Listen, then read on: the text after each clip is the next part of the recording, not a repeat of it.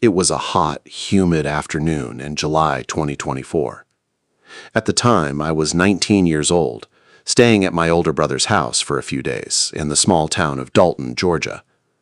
My brother and his wife had gone to Atlanta for 2 days, which meant the house and their German Shepherd, Rex, were my responsibility. The house sat just outside of town, where a dense forest began behind nearly every backyard. Everything felt completely normal throughout the day.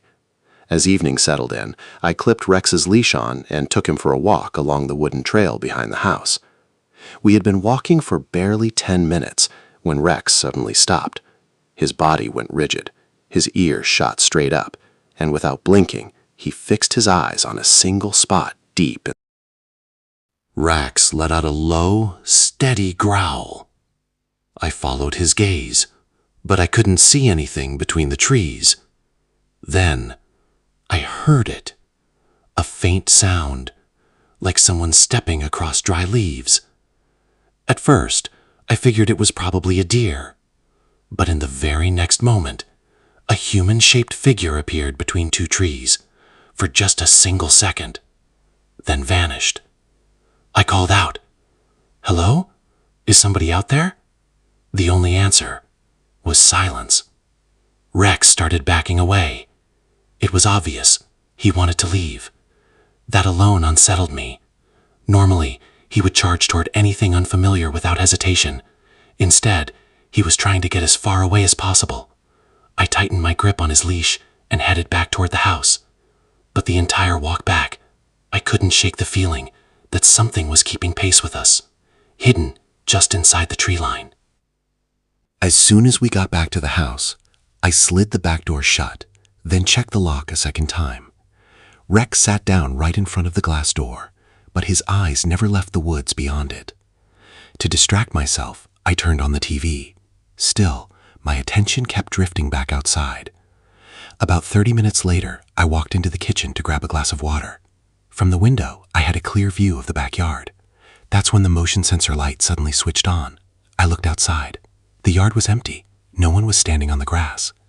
A few seconds later, the light shut off again. At that exact moment, Rex rushed to the window, barking furiously. I looked outside once more. Near the last line of trees, a tall, dark figure stood motionless for just a moment. The instant I tried to focus on it, it silently stepped backward, disappearing into the darkness of the forest.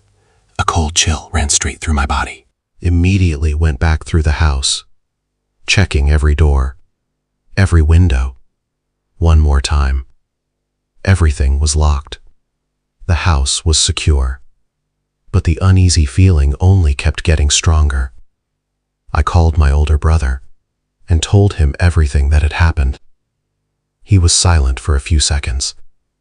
Then he said, "If Rex is acting like that, don't go outside, under any circumstances." There was something different about his voice. It wasn't calm. I asked him why, but all he said was, "I'll explain when I get back tomorrow morning." Then he hung up. The moment the call ended, the lights throughout the house flickered. For a split second, everything went dark. Then the power came back. That's when I heard it.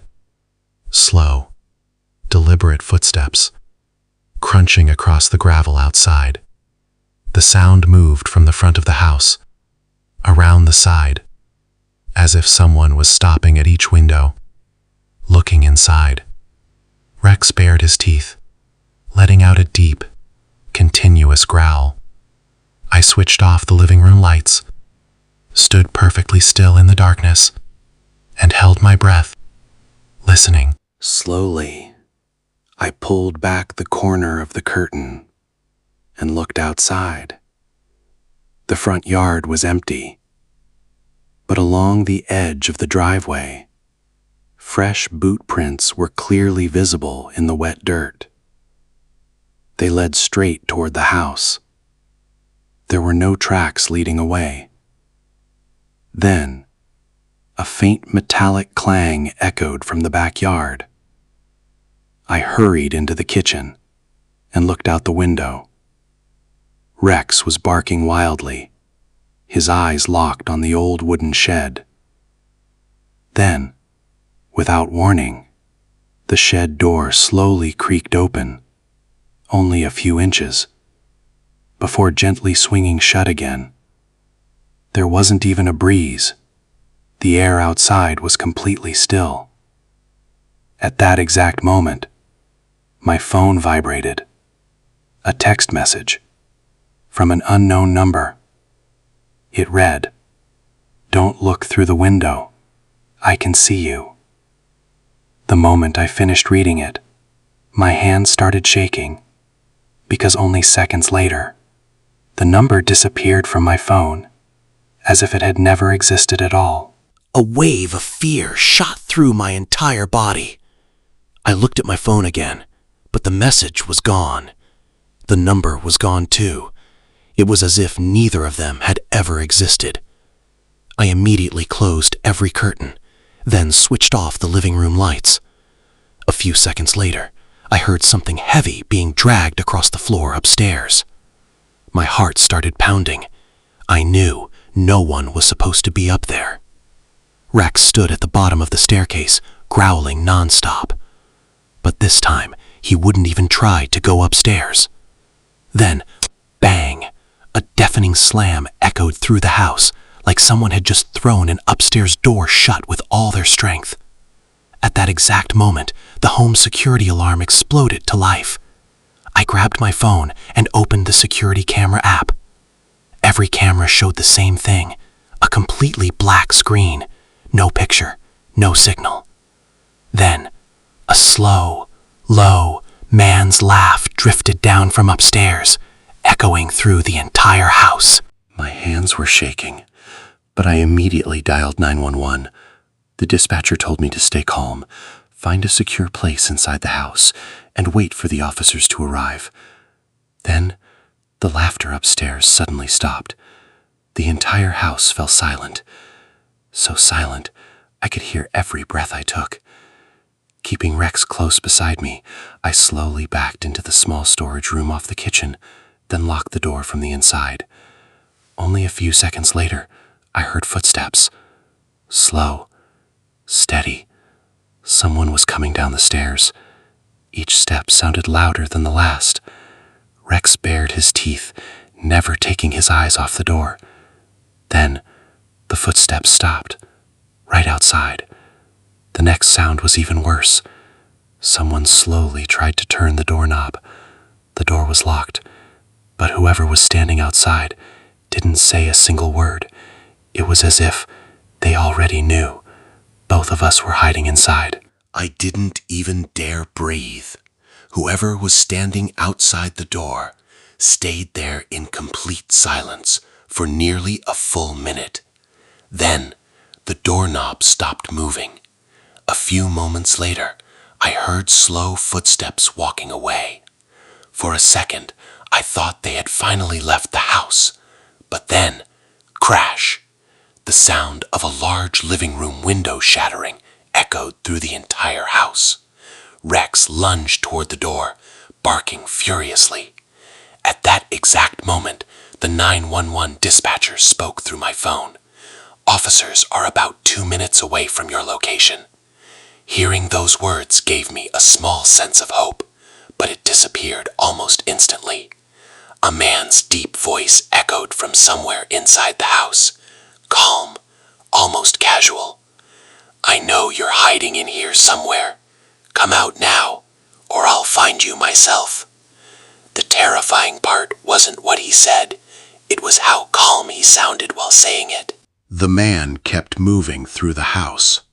One moment, I heard dishes rattling in the kitchen. The next, a drawer upstairs sliding open, then slamming shut. It sounded like he wasn't just looking for me. He was searching the entire house. Then Rex suddenly exploded into a frenzy, throwing himself against the door, barking as loud as he could. At that exact moment, I heard it, the faint wail of police sirens in the distance. Whoever was inside must have heard them too, because the house went completely silent. A few seconds later, I heard the back door fly open, then fast footsteps running away. Outside, A police officer shouted at the top of his lungs, "Stop! Don't move!" A split second later came the sound of someone sprinting, another loud command, and finally, a heavy thud, like someone being tackled to the ground. I didn't come out of the storage room until I heard a knock on the door. "Police, you're safe now. Open the door." Slowly, I unlocked the storage room door. 2 police officers stepped inside, and the first thing they did was escort Rex and me safely out of the house. The living room was a mess. Broken glass covered the floor. Several drawers had been pulled open, and near the back door, fresh mud-covered boot prints were clearly visible. Once we were outside, one of the officers told me they had caught the suspect. He'd tried to escape into the woods, but officers caught him before he could get away. When they searched him, they found a pair of binoculars, a set of gloves, and several hand-drawn maps of homes in the neighborhood. During questioning, they learned he'd been watching vacant and isolated houses in the area for weeks. He studied people's daily routines, waiting for the perfect moment to break in. But the most terrifying discovery came last. My brother's house was already marked on one of his maps, circled in red. That was the house he had chosen. To this day, I keep thinking about one thing. If Rex hadn't stopped and stared into the woods that evening, I might never have realized that someone had been watching us for days. The next morning, police searched the woods and the surrounding area once again. Hidden among the trees, they discovered canned food, several bottles of water, and an old tent. It was clear the man had been living out there for days. But one discovery shocked everyone. Inside the tent, investigators found photographs, not just of my brother's house, but of 5 other homes in the neighborhood as well. On the back of every photo, a date and a time had been carefully written down.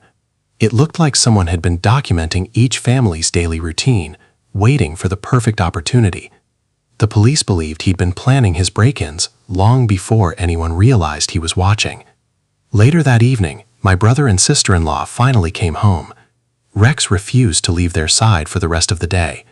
Even now, whenever I visit their house and look toward the woods behind it after dark, I catch myself scanning the trees, searching for the slightest movement. That night taught me something I'll never forget. Sometimes the greatest danger isn't what's hiding in the darkness. It's the person who's been silently watching you for far longer than you ever realized.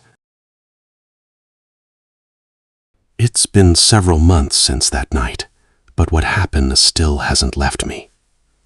Later, the police told us the man they arrested had already been a suspect in multiple burglary and home invasion cases across several states. Once enough evidence was gathered, the case was taken to court. That same week, my brother upgraded the entire house. New security cameras, motion sensors, stronger locks, everything. But the biggest change was in Rex. Before that night, he loved running through the backyard after dark. Now, the moment the sun goes down, he refuses to go anywhere near the woods by himself. And honestly, I don't blame him. Whenever I stay at my brother's house and the wind starts moving through the trees at night, I catch myself looking toward that same stretch of forest. Maybe there's no one out there anymore. Maybe. But that night taught me a lesson I'll carry for the rest of my life. If your dog, or any animal, is suddenly terrified of a place for no obvious reason, don't ignore it. Trust their instincts, because sometimes their warning can save your life. If you enjoyed this terrifying journey, subscribe to Mr. Nightmare 2.0 and become part of our growing horror community. Sweet dreams, if you can sleep.